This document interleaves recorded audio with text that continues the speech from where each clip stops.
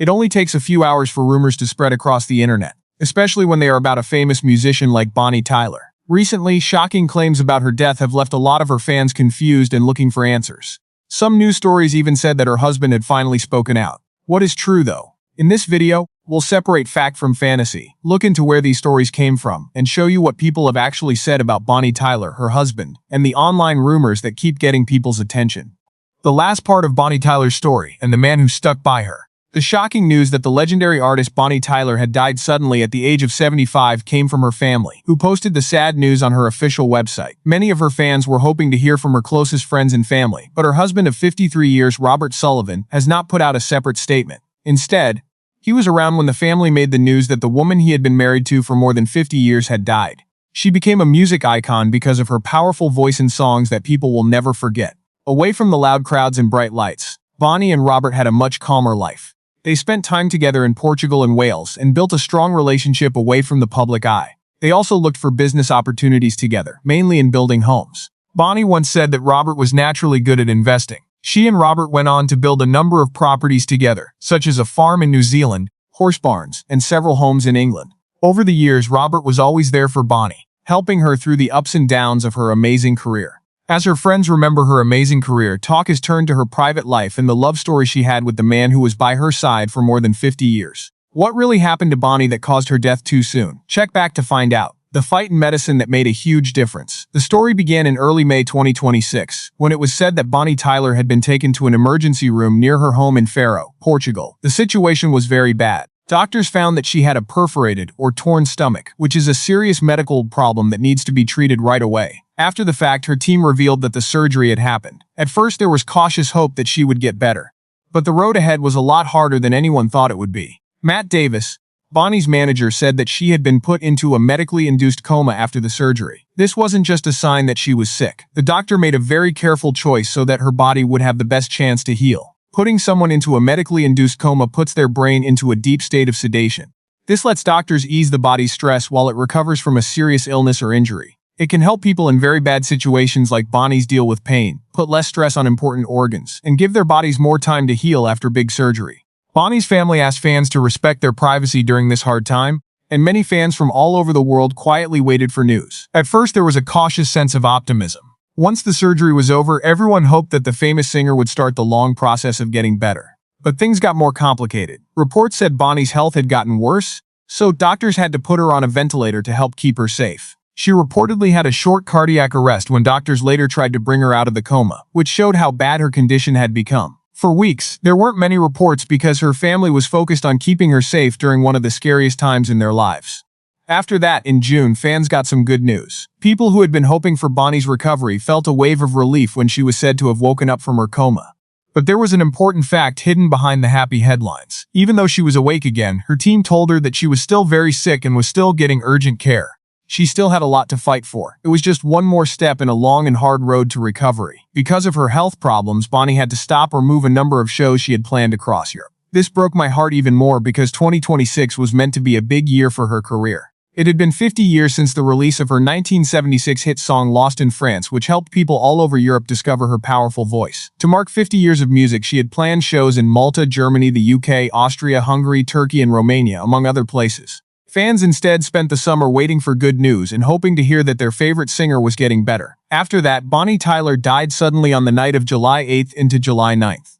Bonnie's family said in a statement that her trip from the emergency surgery in May to her last moments in the Portuguese hospital showed how quickly things can change. A few months ago, she was still making songs, performing for fans, and honoring her amazing legacy. But a sudden medical emergency turned into a fight for her life that she couldn't win in the end. Many people around the world are still upset about Bonnie Tyler's death. To fully understand this, we need to remember the amazing journey that made her a music legend. There was a story of a person who was an underdog and fought her way to the top behind the famous voice. But who was Bonnie Tyler before everyone knew her? Let's find out. The story of how a music star rose to fame, from Gaynor Hopkins to Bonnie Tyler. Before Bonnie Tyler was the voice behind some of the most famous songs in music history, she was just Gaynor Hopkins, a young girl from Skewanneath, Wales. She was born on June 8, 1951, and her family was not very wealthy. Glendor Hopkins was her father and worked as a coal miner. He had also served in World War II.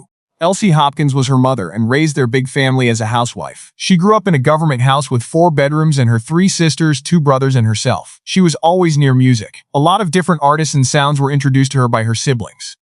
These included the Beatles, Elvis Presley, and Frank Sinatra.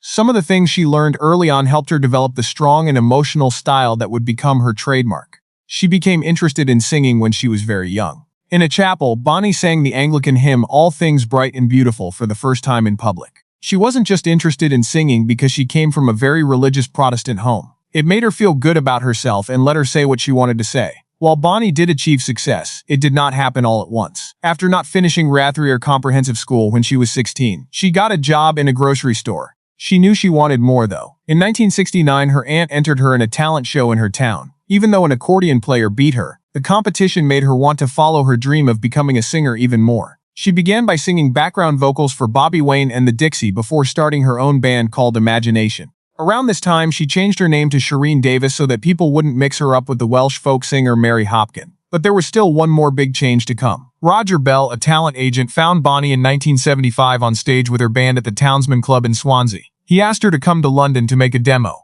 After months of waiting, RCA Records called her and offered her a recording deal. This call changed her life. The record company thought she needed a new name for her show. That's why Shireen Davis looked through newspapers to get ideas. That's when she found Bonnie Tyler, a name that would become famous all over the world. She had a hard time in her early years in the singing business, but she wouldn't give up. Her first hit, My Honeycomb, came out in 1976. It was worked on by managers, songwriters, and producers Ronnie Scott and Steve Wolfe. Even though it wasn't a big hit, it was the start of a career that would soon change everything. As the year went on, things started to change when Lost in France came out. RCA ran a big publicity effort for the song by sending music writers and radio DJs to France to meet Bonnie. It worked as planned. The song was her big break. It made it to the top 10 in the UK and got her on the popular TV show Top of the Pops. In 1977, she released her first record, The World Starts Tonight. It had a hard time making a big splash in the UK, but it did well in other places, especially Sweden. Around this time, Bonnie also had a big problem. She had surgery to remove nodules from her voice cords. The doctors told her to give her voice a break. After an emotional moment when she screamed in anger, though, she got the rough, raspy voice that would become one of her most recognizable traits. That one-of-a-kind voice helped her do even better. She released the song It's a Heartache in 1977. It was one of her first big hits. It went to number 4 in the UK and number 3 on the Billboard Hot 100 in the US.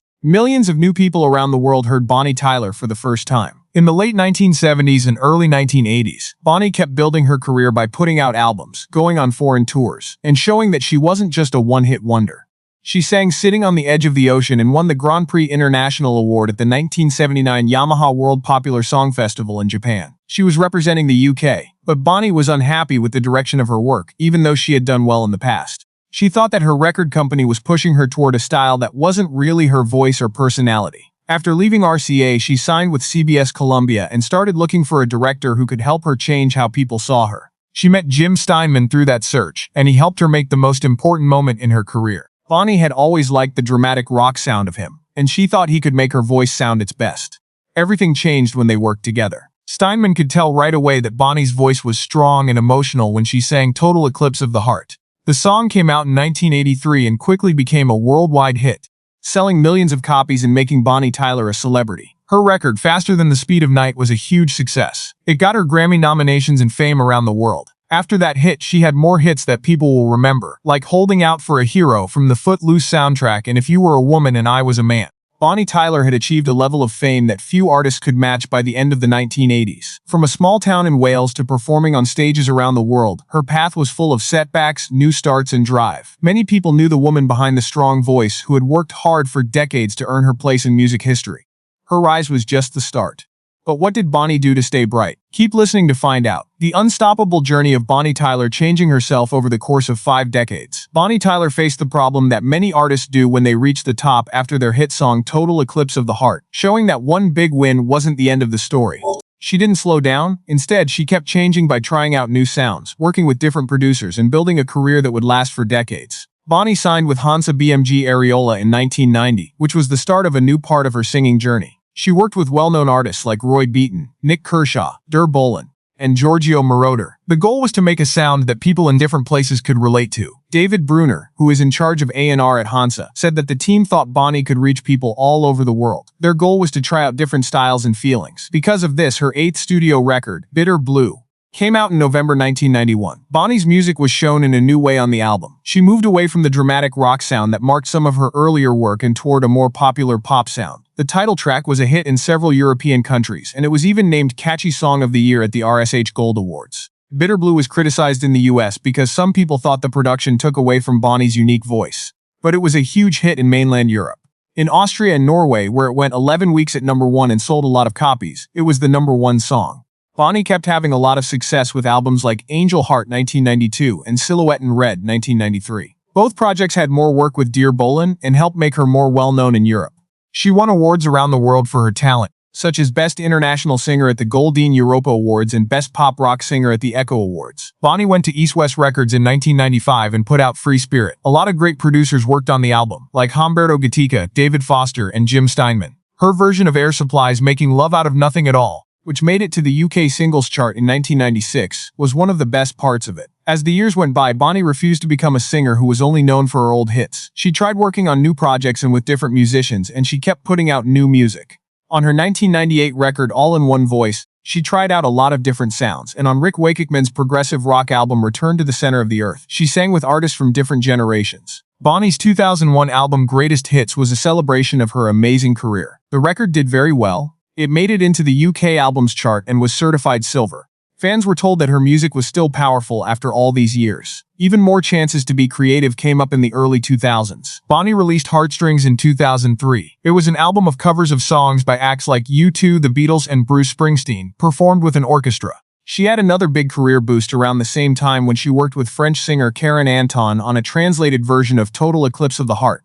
People in France and Belgium really liked the new version, which was called Sedim Turnaround. For 10 weeks, it was the #1 song in France and sold hundreds of thousands of copies. It brought Bonnie's music to the attention of new fans. During the 2000s, Bonnie kept putting out albums and touring around the world. She could show off both new songs and updated versions of her old hits on projects like Simply Believe and Wings. She did a lot of touring in Europe and won awards for her career of work in music, including the Steiger Award for Career Achievement in 2005. Bonnie Tyler kept surprising people even after decades in the public eye. She worked with younger artists, went on TV shows, and came up with new ways to get her songs heard by new people. With the song Believe in Me, she represented the UK at the Eurovision Song Contest in 2013. She came in 19th place, but it was another unforgettable experience in her long career. Bonnie was still going strong in her later years. She kept touring, putting out music, and giving shows all over the world.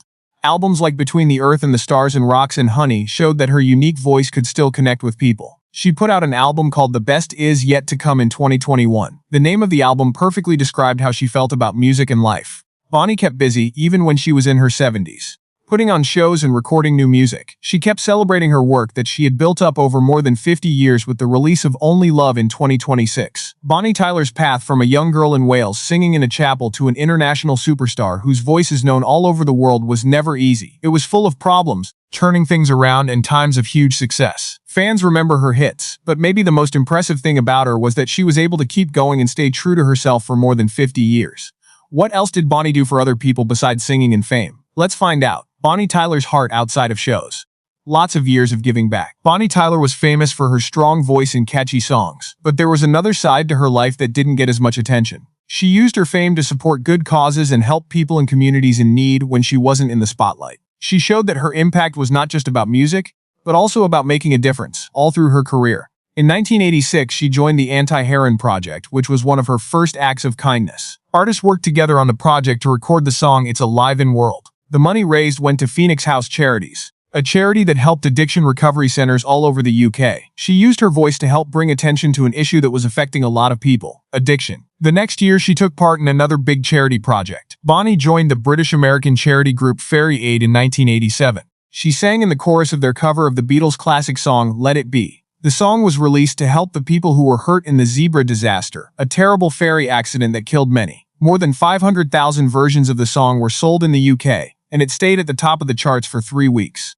Bonnie continued to use music to help people in need in 1990, when she joined the group Rock Against Return. A version of Sailing was made by the group as a protest against the forced return of Vietnamese boat people who had gotten to Hong Kong. Even though the single didn't do very well in the UK charts, its message was meant to bring attention to people who are going through hard times. Bonnie worked on charity projects with music for years, but she also spent years helping kids. For many years in the 1990s, she gave money to the Bob Bath Children's Therapy Centre in Cardiff, Wales.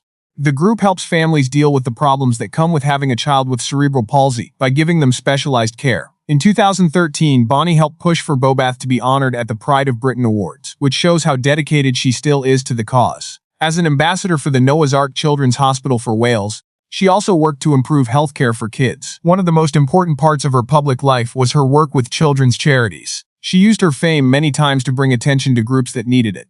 Bonnie's volunteer work also helped people in other countries. After the terrible earthquake and tsunami in the Indian Ocean in January 2005, she sang at the Rock for Asia benefit show in Germany. The event collected money for disaster survivors and was later made into a DVD to help with more relief efforts. Bonnie sang I Don't Know How to Love Him for the charity album Over the Rainbow in 2007. Aneka Rice started the project through Challenge Aneka. The album was a big hit and raised money for the Association of Children's Hospices. It even made it to the top of the UK compilation chart. Over the next few years, she continued to be kind. Bonnie was the main act at the Pinktober Women in Rock concert at London's Royal Albert Hall in 2009. The event's goal was to raise awareness and money for breast cancer causes. In 2010, she went to New Zealand with singer Leo Sir to a benefit concert to help raise money for Variety, a children's charity. Following many years of living part of her life in Portugal, Bonnie also got active with causes there. She loved animals so much that in 2012, she was made a patron of the AG Animal Charity Association in Goa, Portugal. In the years that followed, she kept giving money to good causes. Held Out for a Hero, her popular song, was re-recorded in 2013 for the Children in Need appeal. She backed a campaign the next year that said animals used in lab tests should be given new homes whenever possible.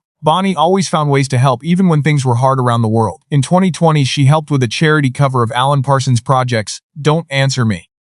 The money raised went to help Bergamo, Italy, which was hit hard by the COVID-19 pandemic. People looked up to Bonnie Tyler as a music icon for more than 50 years, but she is remembered for more than just the songs that made her famous. She proved that her voice could do more than just entertain through many charity work, donations, and public efforts. It might bring attention to important issues and give people who need it the most hope. With a kind heart, there was someone who stood by her. Who was he, though? Check back to find out. The person in charge of Bonnie Tyler's private life is Robert Sullivan. Before Bonnie Tyler was famous all over the world, before she won awards, before she gave performances that people will never forget, there was Robert Sullivan. He knew her before everyone else did. Robert was a club manager when their story began in 1970. At that time, Bonnie, whose name was still Gaynor Hopkins, was starting out as a singer in Swansea, Wales bars. Like many celebrity relationships that start after the star comes out, Bonnie and Robert's relationship grew before she became famous. There would be a relationship between them for more than 50 years after they got married on July 4, 1973.